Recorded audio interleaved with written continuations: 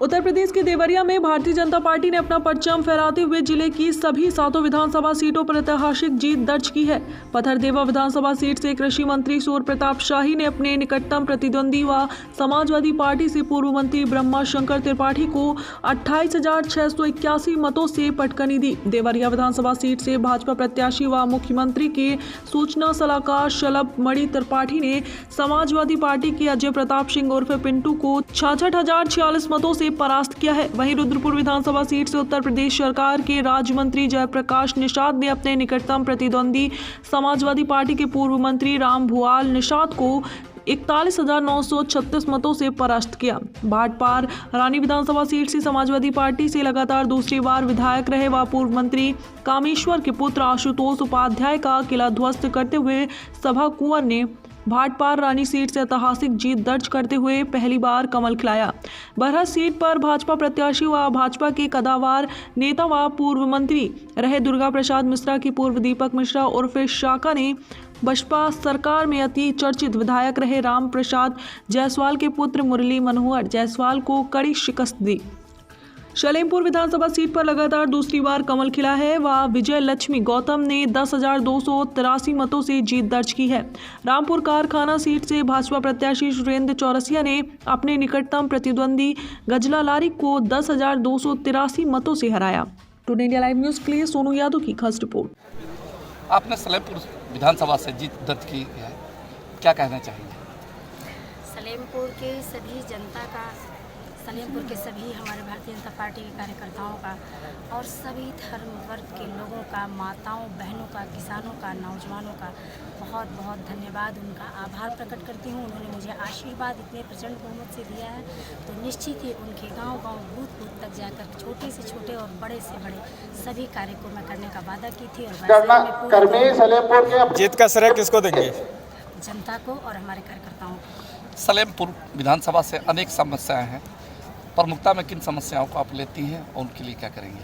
सबसे पहली प्रमुखता में वहाँ स्वास्थ्य से संबंधित समस्या जो है वो बहुत ज़्यादा है, क्योंकि अगर सलेमपुर का बहुत सुदूर एरिया है और वहाँ से अगर किसी तरह का एक्सीडेंट हो जाए या कोई गंभीर बीमारी हो जाए तो देवरिया और गोरखपुर जाते सलेमपुर में एक बहुत बड़ा समस्या है बस स्टैंड को लेके, उसको कैसे आप? निश्चित ही मैं, हमारी सरकार बन रही है और मैं अपने महाराज जी से, अपने बाबा से, अपने मुख्यमंत्री जी से कह करके उसका स्थान भी चयनित कराऊंगी, स्थान भी अनुग्रहित करूंगी और निश्चित ही बस स्टैंड का समस्या का समाधान भी कराऊंगी। शिक्षा से संबंधित मैंने कहा है कन्या डिग्री कॉलेज, उसका भी मैं करूंगी। स्वास्थ्य का मैंने बता ही दिया कि सारे जाँच से संबंधित और हमारे लेडीज़ डॉक्टर और सामान्य फिजिशियन डॉक्टर, जो अच्छे डॉक्टर वहाँ पे प्राइमरी ट्रीटमेंट अच्छे से कर सकें वो ज़रूर करें, इसकी व्यवस्था कराऊंगी। और स्थानीय जो भी जल जमाव और पुल पुलिया का है वो तो होगा ही, उसके बाद भी गांव के स्तर पर चाहे शौचालय हो, आवास हो, कार्ड हो, जो भी काम हो, छोटी से छोटी हमारी माताओं बहनों का सारे कार्य का मैंने वादा किया है, सारे कार्य को पूर्ण करेंगे। आपने रुद्रपुर विधानसभा से दूसरी बार जीत का परचम लहराया है, इसका श्रेय किसे देना चाहेंगे? मैं तो रुद्रपुर विधानसभा क्षेत्र की जनता को और वहाँ के भारतीय जनता पार्टी के सभी कार्यकर्ताओं को बहुत बहुत धन्यवाद और बधाई देता हूँ और पूरा श्रेय क्षेत्रीय जनता, माताओं बहनों को, किसानों को, नौजवानों को, व्यापारियों को, यानी सबको हमारे तरफ से बधाई और धन्यवाद, इसलिए कि आज़ाद भारत के इतने वर्षों बाद एक गांव की जनता को भी लगा है कि हमारे लिए भी कोई सरकार होती है और जो सरकार की योजनाएं थी माननीय मोदी जी और योगी जी का, उन योजनाओं से लाभान्वित लोग, जैसे लाभार्थियों की संख्या केंद्र और राज्य की सरकारों ने इतना बढ़ाया कि उन लाभार्थियों का दिल भारतीय जनता पार्टी की दोनों सरकारों ने भी जीता और आम जनता को भी लगा कि हमारे लिए कोई सरकार देश में और प्रदेश में काम कर रही है। भूख भ्रष्टाचार को भी मिटाया, कानून का राज दिया। इतनी बड़ी महामारी इस देश में आई, इसके पहले भी बहुत बड़ी महामारी आई है, लेकिन इस प्रकार की कोई सरकार प्रबंधन नहीं कर पाती थी। मोदी जी और योगी जी की सरकार ने कोरोना की महामारी से निपटने के लिए इतनी जल्दी दवा देश में बनवाया, वैक्सीन बनवाने के बाद 2 टीका 100% लोगों को लगवाया, घर घर डॉक्टरों को भेज करके। और दूसरी तरफ एक तरफ तो टीकाकरण करा करके जान बचाने का काम, दूसरी तरफ कोई व्यक्ति भूखों ना सोने पाए, कोई भूखों मरने ना पाए, इसके लिए माननीय मोदी जी और योगी जी की सरकार ने आम जनता प्रत्येक व्यक्ति को 5-5 किलो 2 बार में प्रत्येक महीना में 10-10 किलो अनाज दे करके लोगों को भरपेट भोजन भी कराने का कार्य किया, भूख भी मिटाने का कार्य किया। अभी तक के इतिहास में पहली बार कमल आपने खिलाया है भाटपारा रानी में, इसको लेकर के आप क्या संदेश देना चाहेंगे?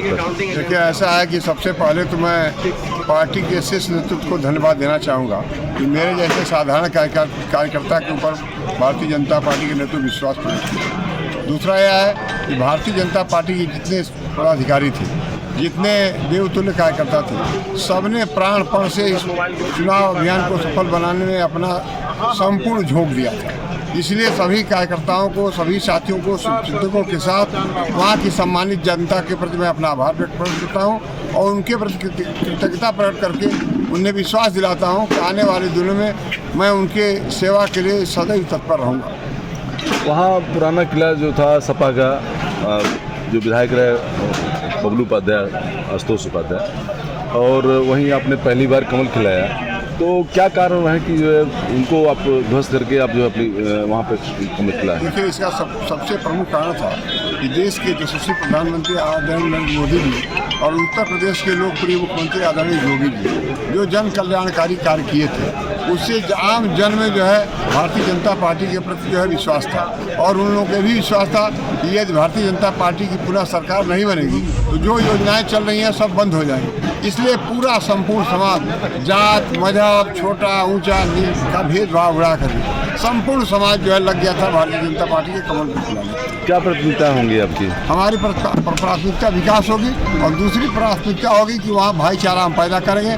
वहाँ बिल्कुल द्वेष पैदा किया गया, घृणा पैदा किया गया है, लोगों से वैमनस्य पैदा किया गया, भाई से भाई को लड़ाया गया है, जातियों को जातियों से लड़ाया गया है, जातियों को जातियों में लड़ाया गया। इस सब समाप्त करके समरसता पैदा करके वहाँ सौहार्द, करुणा और प्रेम पैदा करेंगे।